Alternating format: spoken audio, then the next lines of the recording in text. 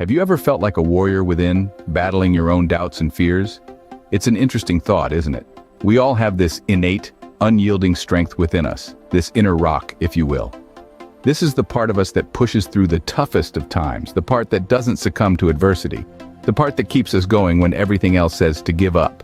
This inner rock, this unbreakable spirit, it's not something that's simply there or not there.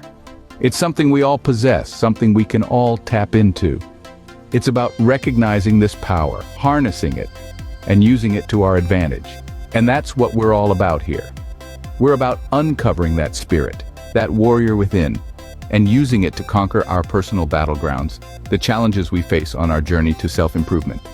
So, are you ready? Today we dive deep into the battlegrounds of our mind and soul. The first battleground is fear, a formidable opponent that often stands between us and our dreams. Have you ever wondered why this is? Well, fear is a primal instinct designed to protect us from danger.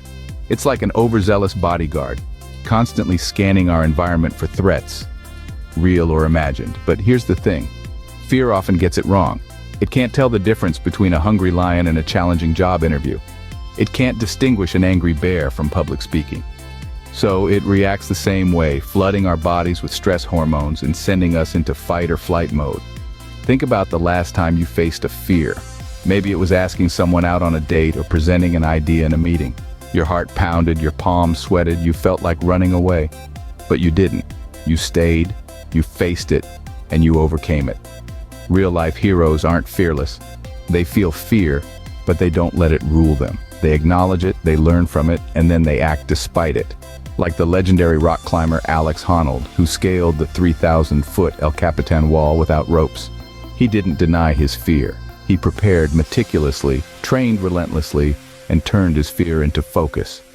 So how can we conquer our fears? One strategy is to practice exposure. If you're afraid of spiders, spend time around spiders. If you're scared of heights, visit tall buildings. Gradually, your fear will lessen. Another strategy is to reframe your fear. Instead of seeing it as a barrier, see it as a challenge to overcome. Instead of viewing it as a monster, see it as a misguided bodyguard. With understanding and patience, you can teach it to protect you in the right way. And finally, remember to breathe. Deep, slow breaths can calm your nervous system and help you think clearly. So the next time you face a fear, take a moment, breathe, understand your fear, and then move forward. Remember, fear is but a shadow standing against your inner light. So step into the light, warriors. Embrace the challenge, conquer your fears, and let your inner rock shine. Next, we step onto the battleground of resilience, the power to rise from the ashes of defeat. Resilience, my friends, is not just a buzzword.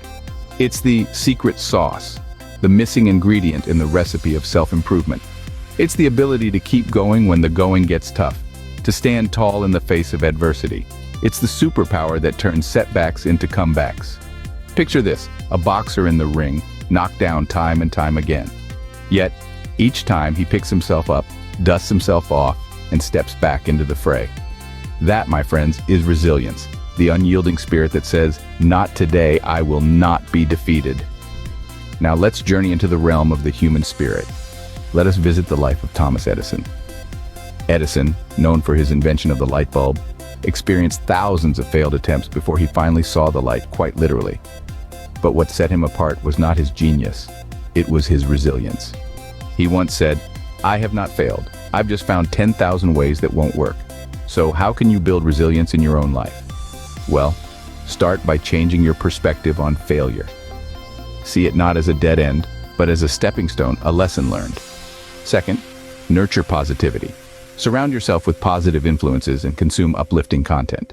But remember, positivity is not about ignoring the negative. It's about acknowledging it and choosing to focus on the brighter side of things. Third, practice self-care. Eat well, exercise regularly, get enough sleep, and take time for relaxation and recreation. A healthy body fosters a resilient mind. And lastly, remember, resilience is like a muscle. It needs to be exercised regularly to grow stronger. So, don't shy away from challenges. Embrace them, for they are the weights that will strengthen your resilience muscle. Resilience isn't about avoiding the fall. It's about learning to rise again. So rise, my friends, rise from the ashes of defeat and let your resilience shine. Finally, we approach the battleground of discipline, the silent force that fuels progress. Often misunderstood, discipline isn't about deprivation or denying oneself pleasure. No, it's about making decisions that align with your long-term goals, not just your immediate desires. It's about choosing the harder right over the easier wrong. Let's take the example of a marathon runner. To most of us, waking up at the crack of dawn to run for hours might seem like a punishment. But to the runner, it's a pathway to achieving their goal. They understand that no amount of talent or desire can substitute for the discipline of daily training. Similarly, in our journey of self-improvement, discipline acts as the bridge between our goals and our achievements. It's the force that keeps us on track when distractions beckon or when the path gets tough. It's the voice that whispers, "Keep going," when everything else screams, "Give up." Cultivating discipline, however, doesn't happen overnight. It's a process, a habit that needs to be nurtured. And the good news is, it's a habit anyone can develop. Start small. Make a commitment to do something, no matter how small, towards your goal every day. It could be as simple as reading a page of a book, writing a paragraph, or doing one push-up. The size of the task doesn't matter. What matters is the consistency. Remember, discipline is like a muscle. The more you exercise it, the stronger it becomes. And as it strengthens, so does your ability to resist temptations, to stay focused, and to move closer to your goals. So let's reframe our view of discipline. Let's stop seeing it as a chore, but as a choice to stay committed to our goals, to our growth, to our future selves. A choice that over time transforms into a habit, a lifestyle, a part of who we are. Discipline isn't a punishment, but a pathway to freedom. It's the key that unlocks the door to our potential, the fuel that drives us towards our dreams.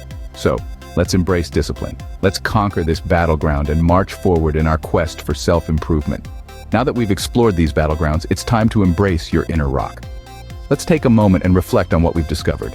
We've journeyed through the treacherous terrain of fear, scaled the mountains of resilience, and navigated through the labyrinth of discipline. Each one of these is a battleground, a test of our inner strength and resolve. Do you remember the warrior within? That's the bedrock of your spirit, the unyielding core that endures through the storms of life. It's time to channel that force, to let it guide you in your quest for self-improvement. Think back on how you faced your fears, how you've stumbled, fallen, and yet risen each time stronger than before. That's your inner rock in action, a testament to your resilience. So, when fear comes knocking, let your inner rock answer, for it knows no defeat.